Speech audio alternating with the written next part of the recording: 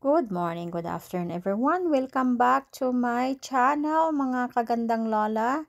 Ang sunod naming pinuntahan dito sa Vancouver ay ang Stanley Park. So, we're walking along the shore dito sa Vancouver, Stanley Park. So, nakikita namin tong mga yati na nakapark, nakatambay, at saka mayroong mga cruise pag pupunta ka pa medyo doon sa dulo. Tsaka ang Stanley Park ay pinaka-busiest during the summer. Kasi mostly ang nakikita ko doon ay yung iba ay iba't ibang may ginagawa. Yung iba nagwo-walking, yung iba nagba-biking, tapos yung iba ay naglalaro sila ng volleyball doon sa tabi ng, ayun, medyo sa may Sands area. So, mayroong mga separated place na kung anong gusto mong gawin doon sa Stanley Park.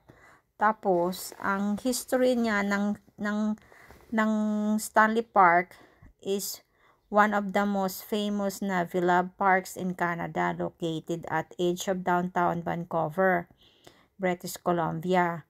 Covering over 1,000 acres, it is larger than New York Central Park and surrounded almost entirely by Vancouver Harbor and English Bay. Ayun. So, before colonization, Stanley Park was home to several Coast Salish First Nation, particularly the Musqueam, Squamish, and Tsleil-Waututh people. So, dito sila nakatira sa village na ito na tinatawag na Woy Woy, also na tinatawag na Wai Wai, for thousands of years, harvesting salmon, shellfish, berries, and cedar from the land and waters. Even today, indigenous connections remain strong, and many areas within the park hold spiritual and cultural significance. Colonial era and naming. The area was colonized by European settlers in middle 1800s, officially became a public park, and was named Stanley Park after Lord Frederick Stanley. Over the decades, the park has been shaped by both natural forces and human development. The Stanley Park seawall, now one of the most famous walking and cycling paths in the world, began construction in 1917 and took decades to complete. Many features were added to the park in the 20th century.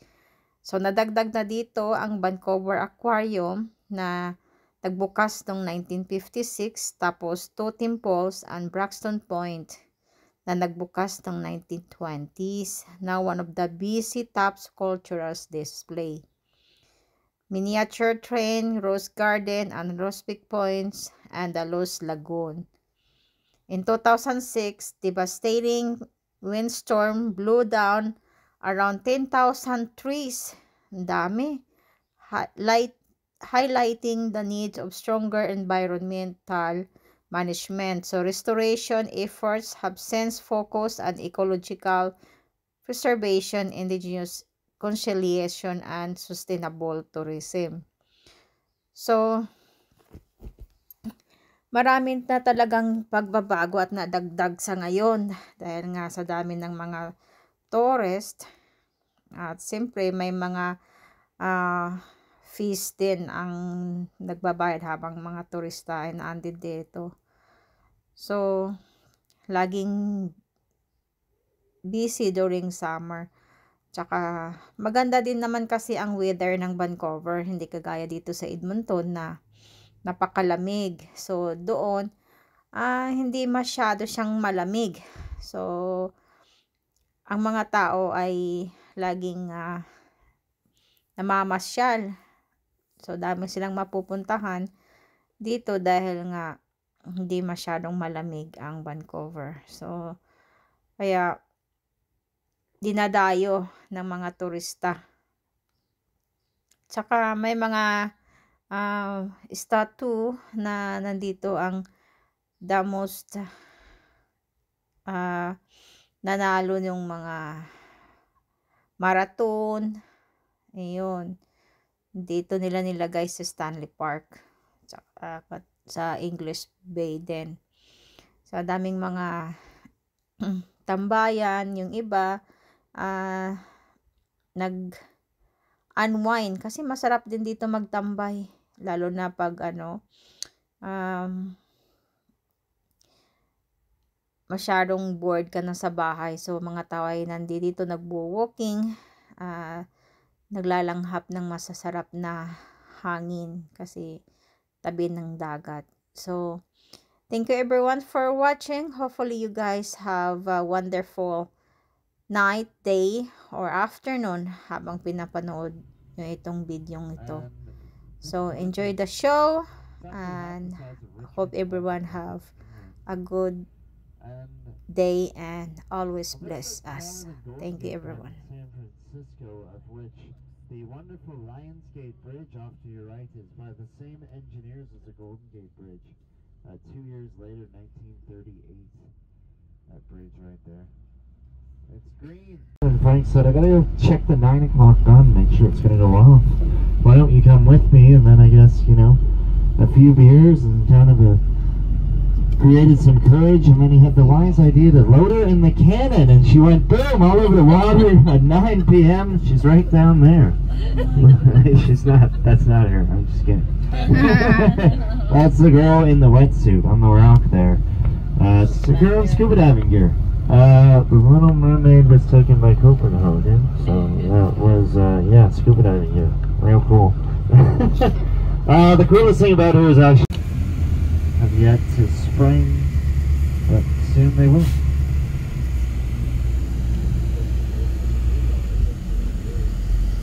Just starting to bloom here at the pavilion. Lots of weddings happen here when it's fully in season. So your bathrooms if you need them.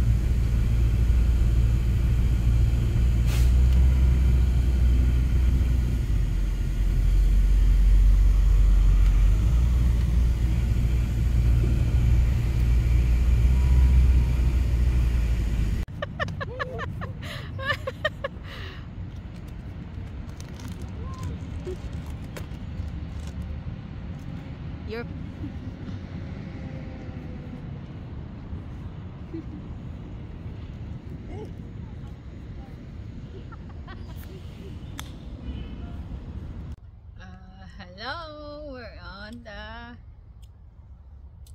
We should go to Bodil. What is it? Bodil. we should go to the house thing. Let's go. Let's go. Hindi na record.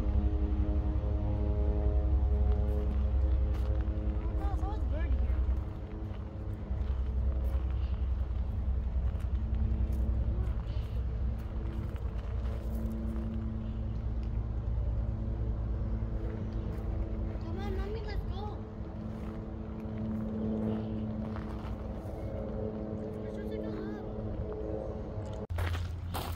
It's not far. See, you can see over there. So wishing well. But there's no water. Wishing well. There's no I water. wish I can become rich. We can't just go. We go this way. Come on, get it. Itchy nose.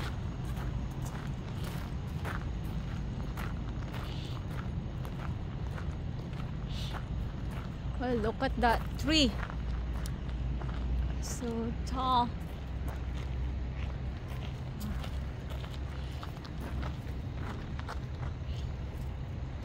Over there.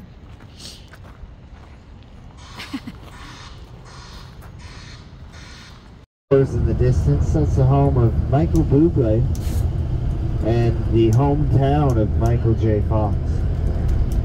Off to your left, you got the Pacific Ocean, and you have the city of West. You're looking at English Bay that is closing into sort of a channel. You've got across the water the Vancouver Maritime Museum, which is that triangular roof building. Inside of it is the St. Roch, the first ship to travel through the western entrance of the Northwest Passage. Try saying that.